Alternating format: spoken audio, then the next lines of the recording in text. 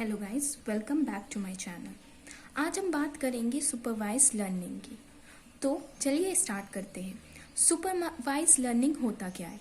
तो supervise learning को सबसे पहले समझते हैं कि ये एक टाइप का एसोसिएटिव लर्निंग होती है। Supervise learning is also known as associative learning, जिसमें in which the network is train, जिसमें नेटवर्क को हम लोग ट्रेन करते हैं by providing input and matching output, जिसमें हम लोग प्रोवाइड करते हैं इनपुट और मैचिंग आउटपुट पैटर्न को। ठीक है, ये हम लोगों का सुपरवाइज लर्निंग का रूल्स होता है।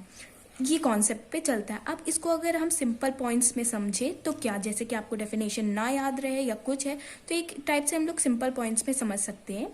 सबसे पहला ट्रेनिंग डेटा, ये एक टाइप का ट्रेनिंग डेटा होता है। इसमें दोनों इनपुट एंड आउटपुट दोनों परफॉर्म करते हैं, जैसे कि आप यहाँ देख सकते हो, जो प्रोवाइड करते हैं with input and matching output pattern. ठीक है, क्लासिफिकेशन में वर्क करते हैं और नेरेज बेस एल्गोरिथम, इस एल्गोरिथम के बेसिस पे वर्क करते हैं।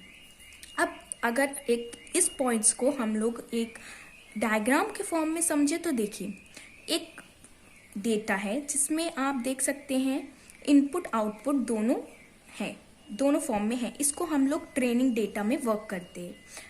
फिर इसके बाद ये जाता है लर्निंग एल्गोरिथम में, जिसमें हम लोग एल्गोरिथम को ट्रेन करते हैं या लर्न करते हैं। उसके बाद नेक्स्ट मोड होता है जिसमें इनपुट करता है डेटा और फिर आउटपुट करता है। ये इसका पैटर्न है इस 4 पॉइंट्स के बेसिस में, जो सुपरवाइज लर्निंग वर्क करती है एक सिंपल डायग्राम के बेसिस पे। अब इसको हम और टफ डायग्राम के बेसिस में देखें तो सब कुछ फीचर्स जिसमें सुपरवाइज लर्निंग परफॉर्म करती है, तो उसके हिसाब से अगर देखा जाए, सबसे पहले हम लोग इनपुट फीचर को इनपुट करते हैं, किसमें?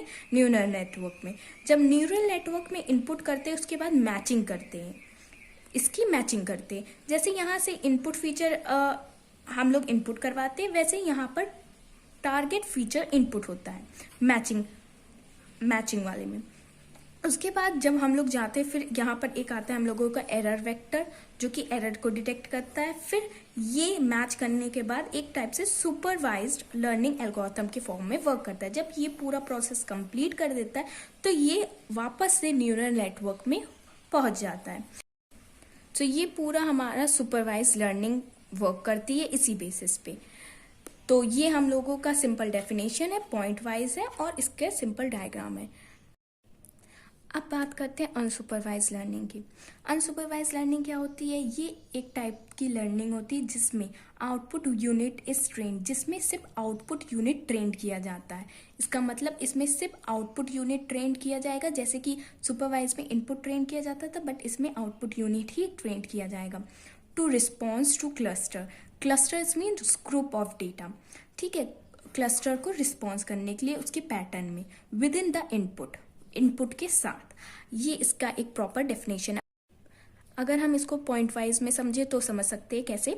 ये ओनली इनपुट, इसमें सिर्फ इनपुट प्रोवाइड करता है, और जो इसका सुपरवाइज लर्निंग होता है उसमें इनपुट आउटपुट दोनों प्रोवाइड करता है, बट इसमें सिर्फ इनपुट। ये क्लस्टरिंग बेसिस में होती है और इसमें के मीन वर्क करता है। अब डायग्राम के बेसिस में देखा जाए तो ये एक इन्वायरमेंट है जिसमें ये लर्निंग सिस्टम पे वर्क करता है। तो ये हमारा एक अनसुपरवाइज लर्निंग का डायग्राम हो गया है। Hope you all guys have understand the difference between supervised and unsupervised learning. If you have any doubt regarding to this topic, you can comment me out. And please, if you like the explanation of this topic, so please do like, share and subscribe to my channel.